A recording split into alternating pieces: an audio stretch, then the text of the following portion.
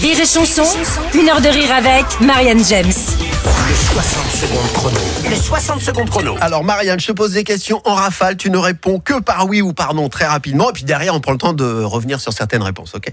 On y va, Marianne. Ton spectacle s'appelle Tout est dans la voix. Est-ce qu'aujourd'hui, toi, tu es vraiment sûr d'avoir trouvé la tienne ? Oui. À propos de voix, n'as-tu pas honte parfois d'avoir avec La France a un incroyable talent permis à certains Je suis ton grand. de partager la leur ? Non. Non, d'accord, ok. Marianne, tu es parfois un peu gaffeuse. Est-ce que ton summum en la matière reste l'histoire du manchot des Folies Bergères ? Oui ou non ? Oui ou non ? Oui. Bon. Marianne, ado à Montélimar, tu t'es essayé au rugby. C'est vrai qu'à l'époque, avec les garçons, tu transformais davantage les essais que tu ne te faisais plaquer ? Oui ou non ? Non. Non. Non, c'était le contraire. Marianne, est-ce en hommage aux vieux Ardéchois qui te disent en te voyant qu'il y a bien de la viande sur la carcasse, qu'à une époque tu as créé ton personnage de Tati Jambon ?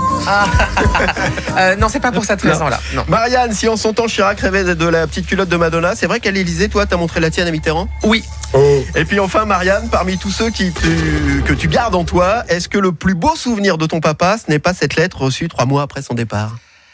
Ça fait partie des beaux souvenirs. Des ultra beaux souvenirs. Ah oui, évidemment. Tiens, allez, on va revenir d'abord sur ça. Il a bossé. Bien sûr que je donc, t'allais chercher du Je suis le dossier, seul là. dans cette émission à Il travailler. n'y a que du dossier, hein. Bravo. Alors, la fameuse lettre de ce papa, c'est tellement émouvant et tellement joli comme souvenir. C'est le 10 avril 2002. Il écrit sa lettre parce que la veille, on a discuté 1 heure, aussi bavard que moi, mon papounet. On fait un pari qu'à Nice, je ferai presque 2000 payants avec Ultima Recital. Je dis, tu sais, on est sur du 1300, une jauge à 1300, on peut pas faire 700 de bureau. Il me dit, écoute, on fait un pari. Je suis sûr qu'il y aura 2000 personnes. Et le lendemain, il me dit, comme je te l'avais dit, on est allé jouer à la belote et tout, blablabla. Et le lendemain matin, donc très très tôt, il écrit sa lettre. Il dit, je vais vite la poster. Maman dort encore. Ton lilas va bien. À midi, je vais trouver des gariguettes. Je vais faire une belle tarte pour maman, etc. Il va sur le marché. Il trouve ses gariguettes. D'abord, il va poster sa lettre en premier. Il va sur le marché.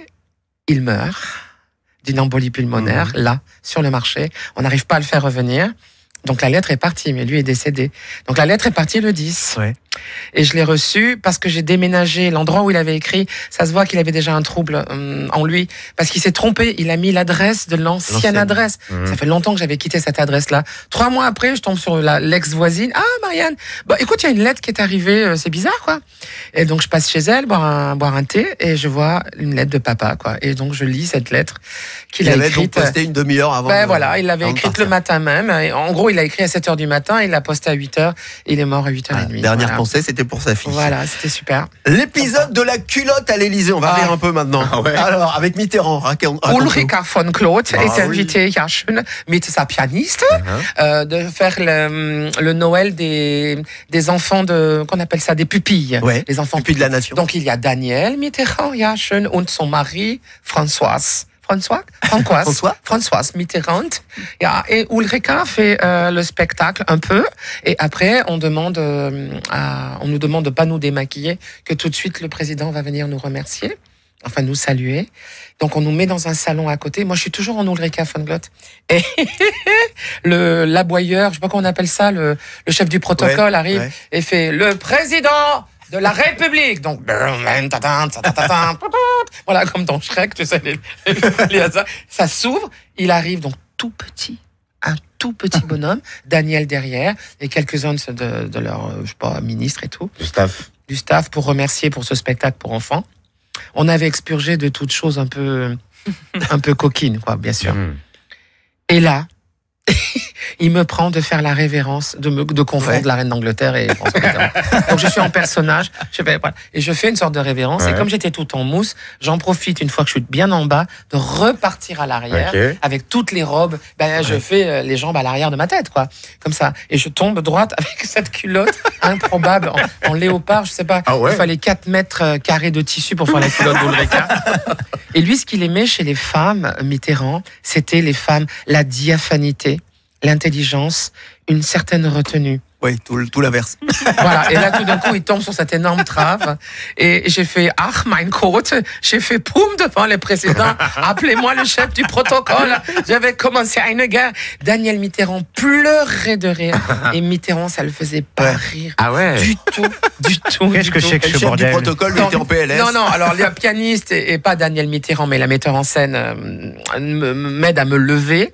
Et là, je fais monsieur le président, Mimi, tété, Mitterrand, Mimi.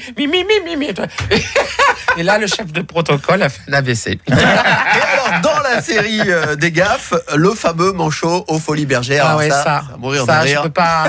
Ça a été mon plus beau fou rire de scène. Je n'en ai jamais eu un aussi puissant parce qu'il ne m'a jamais quitté. On est au début du spectacle. Je rentre, il y a un monsieur qui applaudit pas au premier rang. Il applaudit pas, tu vois. Et je ne vois pas ce qui se passe, mais tout le monde est mort de rire sur plein de choses et tout.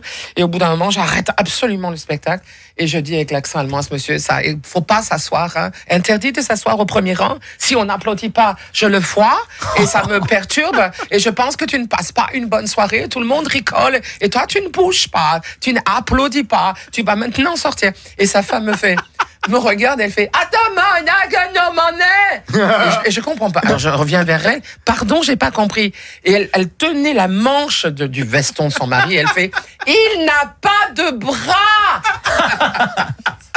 Et là, l'horreur. je suis restée comme une conne. Il n'y a pas d'autre mot. J'ai compris. Toutes les Folies Bergères l'ont entendu. Un fou rire est monté de la salle et j'ai dit pas de bras, pas d'Ulrika.